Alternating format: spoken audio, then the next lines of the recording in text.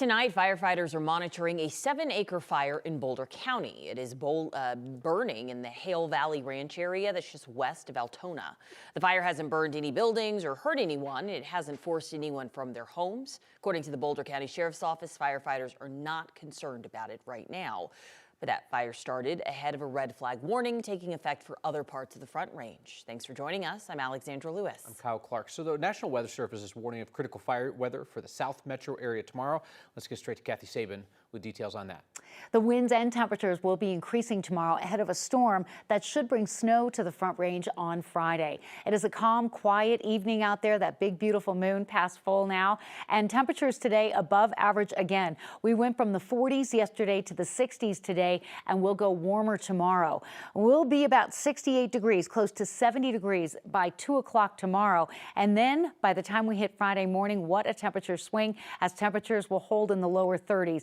This is the storm, not yet in Colorado, but it is coming our way. Ahead of it, the winds and the dry weather prompting National Weather Service for that red flag warning that will remain in effect south and east of Denver and may include Denver at some point. Denver has a dry day tomorrow. The snow doesn't start till Friday morning, but will kick in during the morning drive, and you'll have snow falling possibly during the evening drive on Friday as well. There are advisories for snow in the mountains, but not in Denver. We're in that 1 to 3 inch range for a forecast with 3 to 6 inches to the west and to the south. Kind of a mild evening and overnight time period. And coming up, we're going to detail the Friday storm and what that means for you skiers headed up to go to the high country next weekend. Today, Senate Republicans rejected a bill that aimed to halt the war against Iran. Resolution, which failed mostly along party lines, demanded congressional approval before any further attacks. Bill in the House also faces an unlikely path against a GOP majority when lawmakers there vote on it tomorrow. Hours after the vote, the Pentagon released the names of 2 more of the 6 soldiers killed in a drone strike at a command center in Kuwait. Major Jeffrey O'Brien was 45 years old from Iowa. Chief Warrant Officer 3 Robert Marzan was 54 and from California. The Pentagon says they believe that Marzan is the one who died, but they are waiting for official confirmation from a medical examiner.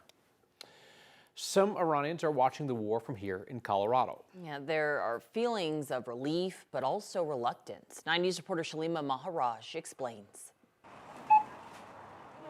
For Payam Deba and his family, the grand unifier is food. Food is what we can all sit around the table and enjoy. It seasons conversations. To be able to express one's culture through food and to share that with one another is a beautiful thing. For more than 30 years, they've been sharing their Iranian heritage with Colorado. I cannot be grateful enough that my parents have sacrificed so much to come here and to work as hard as they did to give us a life that they didn't have, that was stolen from them. Payam's parents fled Iran decades ago and came to America for a shot at a better life. And the people of Iran have been oppressed for almost 50 years now. After Iranian Supreme Leader Ayatollah Ali Khamenei was killed in an attack by U.S. and Israeli forces, there were celebrations in cities around the world. After being oppressed for so long, people just let out a sigh of relief, seeing just such a big change happen all of a sudden. But that relief is being tempered. And the uncertainty of what comes next, I think, is what's on people's minds constantly. And while there's been support for U.S. intervention in Iran, it's a dichotomy of 2 sides. Revelry and reluctance. People are still living in fear, whether it's fear of bombings or it's fear of getting taken. I really do hope that the people of Iran, the people of the Middle East, anybody who is currently feeling the effects of war and of violence can be free of those shackles. Now, Payam has family in Iran right now. He also has friends who haven't been able to reach their family members. An internet blackout was imposed back in January, making it extremely difficult for people to reach loved ones or even know if they're all right. Shalima Maharaj, 9 News. Now to a live look at the White House tonight. Officials say executives from defense contractors will visit on Friday. They say the gathering is to talk about ramping up production as the war with Iran continues.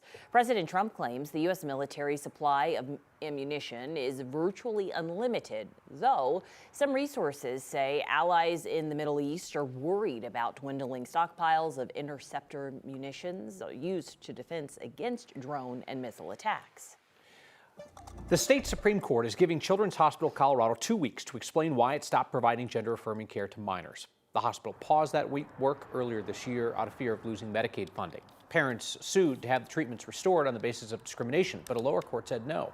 This week, the Supreme Court agreed to hear the appeal. One person listed in the lawsuit moved from Texas with her family to access care. Her mother says the lack of care has had a major toll on her mental health. It's every parent's, worst nightmare. It's heartbreaking. And you just want to ensure that they are happy and they have what they need and they have the medical care they need. In a statement, children said in part that they believe that gender-affirming care is safe and effective, but that it's unfortunate the lawsuit targets Children's Colorado rather than the federal mandate. There is officially a measles outbreak connected to Broomfield High School. Since Friday, 2 students there have been confirmed to have the highly contagious disease. Today, state public health leaders announced a child who's been around one of them also tested positive. According to the district, they're a student at Broomfield Heights Middle School. All 3 are unvaccinated. Because it is the 3rd case linked to this situation, it is now officially classified as an outbreak. Public health leaders say that student may have exposed people at the middle school from February 17th to the 19th and at Broomfield Community Center on the 19th. Anyone exposed could develop symptoms through March 12th. The principal at Broomfield Heights says all students and staff who are not vaccinated against measles are being told to stay home right now. Broomfield High sent out similar messaging with 2 other cases. A Coloradan is pushing for legislation that would require youth sports coaches to learn more about the mental health risks of concussions. Stella DeLongchamp's 13-year-old daughter, Alyssa Peterson, died by suicide after sustaining multiple concussions while playing sports. DeLongchamp says she wasn't aware of the potential mental health impacts of those injuries, and this is the gap she hopes to address with new legislation. Alyssa's Youth Concussion and Mental Health Protection Act would require coaches to take annual mental health education courses and notify parents about potential mental health changes following a concussion. Because I believe all parents deserve to know the link between concussions and mental health. I believe that if one person would have said, Stella, Alyssa suffered this amount of concussions, just be sure to watch out for her mental health, I truly believe my daughter would be here today. The bill is intended to give families the information and tools to better protect children to prevent further tragedies like Alyssa's. The CU community is mourning the loss of Buffs quarterback Dominic Ponder.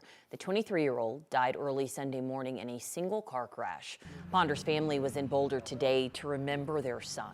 Speaking with 9 News, they described him as someone who loved being around people and the game of football. Since his death, they've met with the Colorado football team and staff. They say they're just grateful for all the kind words they've received during such a devastating time.